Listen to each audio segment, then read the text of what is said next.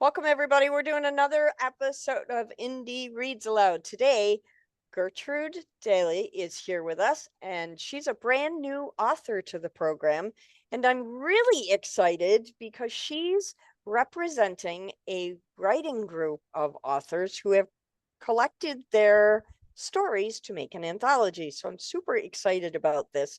We don't get a lot of anthologies on the program, and I'm always very supportive of writing groups because I know how important they are. So welcome, Gertrude, to the program, and I'm excited to hear more. Well, thank you for having me. As you said, we have an anthology today. This is Denizens of the Deep. It has about 29 short stories and poems that were written by various authors in my writing group. And what's the theme of this anthology? This theme is life underwater, so it kind of explores that in different ways. Each author was able to kind of pick their own genre and how they interpret the question of sort of something living underwater. And I Okay, chose to write about an underwater city in the future. very cool. What's the name of the writing group, just so people know? The writing journey. It's Perfect. based in Western Chicago, but it now has members all across the US. Oh, very cool. So if they're distance people, they can still connect with this group and interact. Yeah, we do a lot of stuff on Zoom, which is really great. Perfect. Awesome. Okay. Um, for those of you who have not met Gertrude before, let me just introduce her a little bit. She's an experienced writer and blogger. In her day job, Gertrude writes operation and maintenance manuals for materials handling company. The company creates automatic guided vehicles used in factories and warehouses to move goods. So you kind of get to write manuals about robots. Yes, yeah, or at least that's what I tell people I do. I end up spending all day in Excel creating spare parts lists. And you can kind of see a little bit of that in this story, as one of the issues is they're running out of these hexagon panels that are used for the dome, and they're becoming obsolete. And what do we do? Very cool. Very cool. So you get to be in a really fun situation where you get to meld your technical experience with your imagination and kind of mix those in the middle. That's a really neat approach. It is. It's That's really very fun. exciting. Very fun. So today you're going to read from this anthology, and what's the title of the story? The story I wrote is called Zestal's Landing. Okay, do we need any setup for this story before you begin? Um, I don't think too much. Okay. Zestal's Landing is the name of the underwater structure that the story takes place. It's an old dome structure. And as I said earlier, they're dealing with this issue of obsolete parts and how do we continue, um, given that these parts are hard to find and replace. Fantastic. I'm really excited to hear you read. Like I say, I love the idea of collaborative efforts to create books. We do it at Pages Promotions all the time for charity, so I'm excited to be able to cast a spotlight on another writing group. So thank you very much for coming on the program. When you are ready, please take the microphone and read aloud. Okay. I just want to say I'm very excited to be here as well. So thank you. Thank you. Eleonora lay on the couch against the wall, with her head resting on her boyfriend Alec's lap. Alec absent-mindedly twirled his fingers through her hair with one hand while he texted on his phone with the other. The mood in the room was calm as the quarterly maintenance was 2 days away and there was little left to do. The team was thoroughly ready. Over the last few weeks, the team had talked through each section of the dome and discussed what urgently needed repair and where to allocate the stockpile of recently repaired panels. They even had a 3D model of the underwater dome pulled up on the smart boards that lined the front of the room. Each panel of the dome on the 3D model was labeled with its number and color-coded based on its age and condition. The team members chatted and enjoyed a cup of coffee where they waited for Neelis, head of maintenance, to give them their assignments for the day. When Neelis came over to the couch, Eleonora sat up and shifted around so she was sitting cross-legged next to Alec. Good morning, Neelis said to the pair, his gaze focused on the tablet. Alec, we have 5 panels left on the to-be repaired shelf. I want you to make sure they really are unrepairable before we scrap them for parts.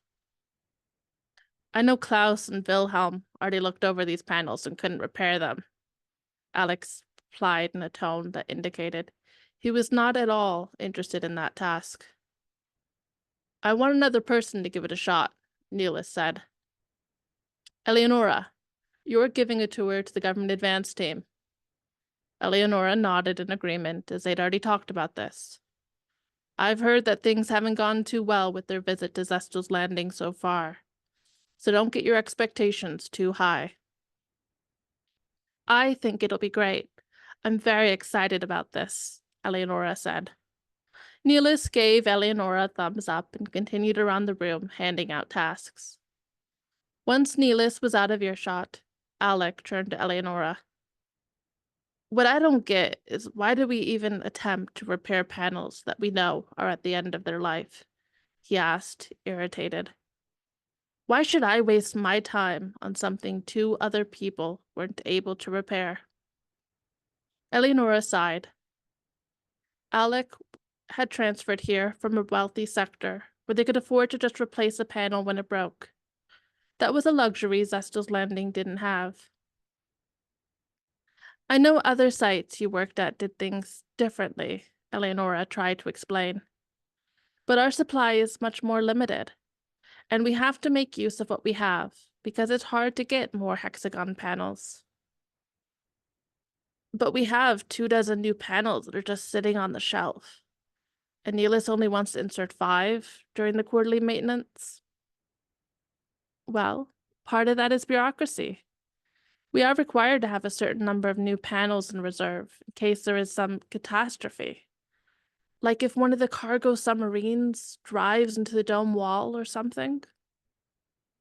That's why Neelis is so cautious about using the new panels. The reserve is mandated by the government for all underwater structures. If our supply of new panels gets too low, it could be a big problem, Eleonora said. What would they do? Shut the port down? Alec joked.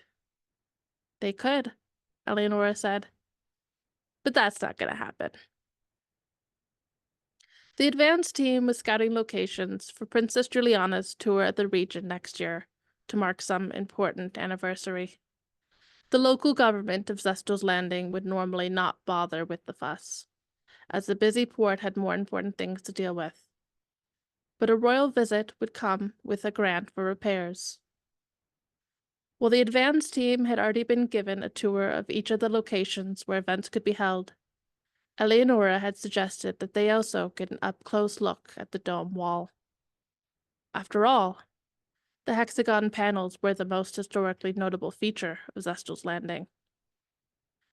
But it wasn't as inspiring as Eleonora had hoped. Puddles on the ground, heavy humidity, and temperature swings were common weather right before the quarterly maintenance. It was difficult to take out individual panels for repair, so unless it was critical, most broken panels remained in place until the quarterly maintenance, when they could be swapped out. This meant that the weather got worse and worse, the closer they got to quarterly maintenance. Eleonora was the only one dressed appropriately for the weather. She wore work pants tucked into her rain boots and a waterproof jacket. The locals all knew to do the same. But no one had informed the advance team. They were all dressed in business casual clothes, after having meetings all morning with local officials. When they reached the dome wall, Eleonora stopped and waited for everyone to gather round. The group did not seem particularly excited. Most were wet from the ankles down, having trekked through puddles, and the humidity made things worse. Not only did it ruin a few people's hair, but it made everything feel cold and clammy. Eleonora gave the group a big smile before she began to talk. You are likely familiar with the triangle panels used in almost every permanent underwater structure. The triangle panels have become the gold standard. And while there have been a few variations, each new version of the triangle panel was made to the same size and shape. This makes them easy to upgrade. What makes Zestal's... Ah! One of the advanced team members yelled. Eleonora looked over and saw that that person had mistakenly leaned up against the dome wall and gotten water all down their back. Is it supposed to be leaking water like this? An older man asked, shaking his walking stick at the noticeable trickle of water running down the side of the dome. The water formed a little stream as it hit the ground and flowed into a rather large puddle the advance team was trying to avoid. Eleonora said, and she took a second to decide how to answer the question tactfully. The hexagon panels used to construct the dome do allow for a little water to come through. This helps to relieve some of the pressure from the surrounding ocean. So we do experience some weeping. It's quite noticeable right now because it's just before our big quarterly maintenance. Eleonora gave the group another big smile, hoping to convey this was no big issue. The princess won't wade through puddles, a dowdy woman from the advance team said in a stern tone. She had the misfortune of wearing a skirt and kitten heels, both of which were ruined with dirty water. And the princess won't have to. This isn't normal. You just came at a bad time, Eleanor reiterated. Once we get through our quarterly maintenance, there won't be so much weeping. Eleonora took a deep breath before continuing. As I was saying, what makes Zestal Landing unique is its hexagon panels. The early triangle panels had issues with their seal and couldn't properly regulate air pressure between the inside of the dome and the ocean outside. The hexagon panels were a proposed solution and used in several early underwater structures in the Zeta and Eta sector. However, once the seal issues on the triangle panels were fixed with the 3A and 3B, new structures used the triangle panels. Over the years, many of the hexagon panels had either been converted to triangle panels or decommissioned. Zestal's Landing is the only remaining underwater structure that uses all hexagon panels. So the interesting thing about this dome is the panels are a different shape, the man with the walking stick asked. Eleonora tried to explain the rarity of hexagon panels, that this was a piece of history, and how it was hard to get replacements for them. Zestal's Landing had to schedule production with the one factory that could accommodate the larger panel size. And the hexagon panels were extra expensive, as the factory had to stop production for 2 days to switch over to the hexagon panels, and then take 2 days to switch back. But most had just tuned Eleonora out once it had been pointed out that the hexagon panels were just a different shape. The only one remotely interested was a man with a mustache. He had a notepad with him and scribbled in it throughout her talk. The tour ended soon after, and Eleonora left the advance team at their hotel. It was the nicer of the 2 hotels in the dome, but still had no frills. It was mainly just used by people in the shipping industry. The group was eager to get inside and change out of their wet clothes. Most rushed to their rooms with newfound energy, and few took the time to thank Eleonora for the tour. The older man with the mustache stayed behind. We talked earlier with the head of the maintenance team, Neelis. He said your team spent a lot of time repairing panels, the man asked. Yes, we usually do repairs on panels once they've been removed from the dome wall. In-wall repairs can only be done in emergency situations, Eleonora said. And then you put the repaired panels back in the wall? It seems like a vicious cycle of swapping out panels and repairing them. And eventually, the panels must get beyond repair. Yes. And if this was any other place, it wouldn't be worth the hassle. But Zestal's Landing is a piece of architectural history. Do you really think so? You should come and watch the quarterly maintenance and see for yourself.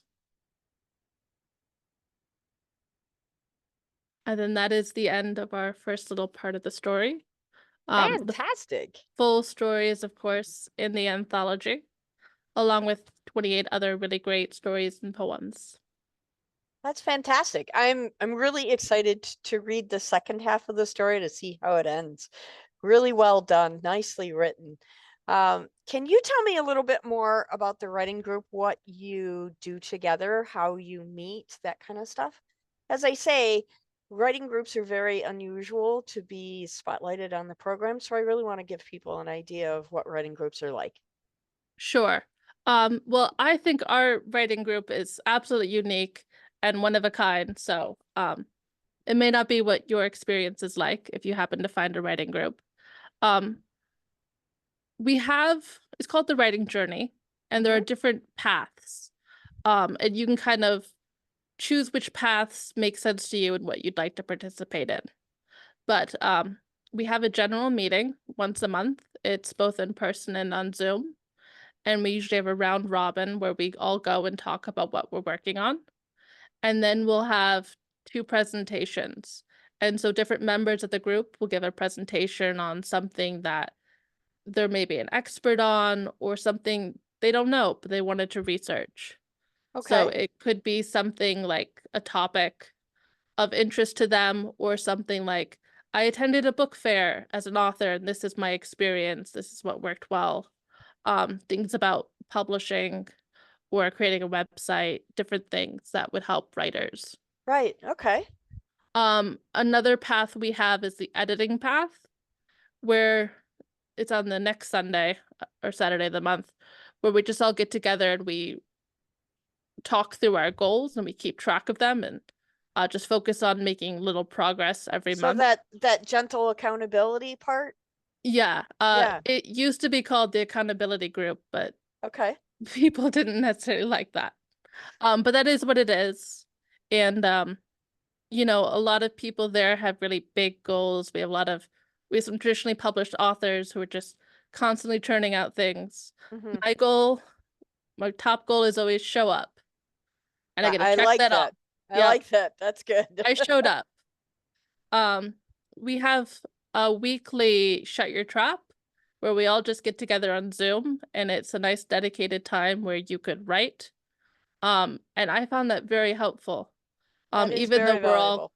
Yeah. quietly writing, hopefully, it is nice to have that dedicated time to write with And again, people. it is that gentle accountability where people are counting on you to show up to support them and they support you in return. I think it's a great idea. Yeah, and often we'll chat for a little while and we'll talk about what we're working on.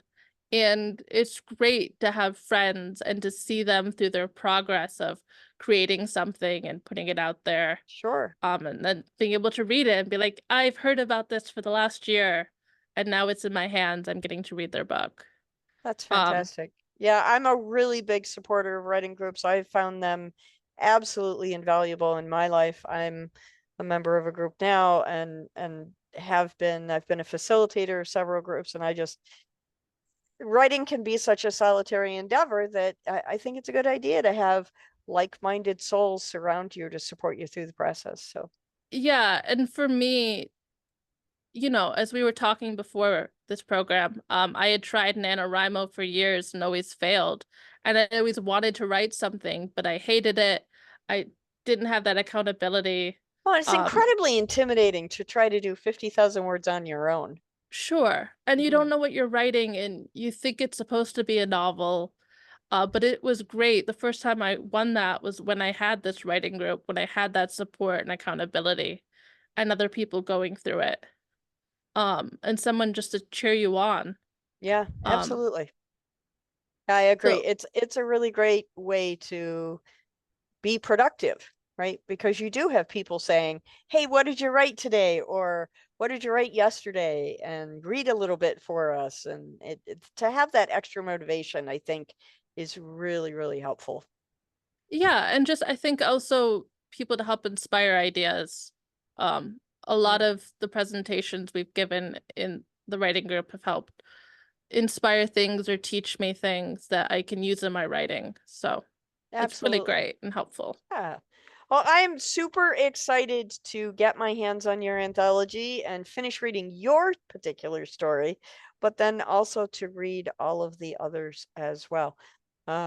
I love diversity in writing, and I love that you guys all came up with a theme and did a little something different with each piece. So, congratulations on your publication, and I'm very excited. Please come back the next time you have something that has gone to press, and I'll be more than happy to have you on the program again. Well, definitely. We do an anthology every year, so we're just finishing our final draft for this year. About to get into the copy edit stage, so I'll definitely have something for you. Excellent. I'd love to have you back. I'd love to be back. Thank you. Thank you so much for being on the program, and we'll talk again soon. Well, thank you for your support.